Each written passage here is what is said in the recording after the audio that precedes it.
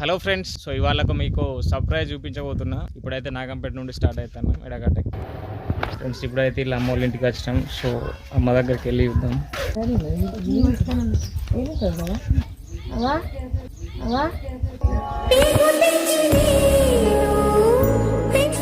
మంచిగా ఉన్నావా? మళ్ళీ అవ్వ మీకు అందరికి తెలుసు, మిమ్మల్ని అందరిని ఇంతగానో నవ్విస్తుంది.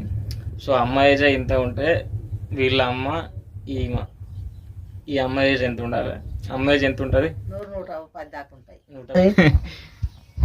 పలికిన మాటల్లోనే తీయని మాటే అమ్మ, అదిలే దేవత అమ్మ, కంటికి వెలుగమ్మ.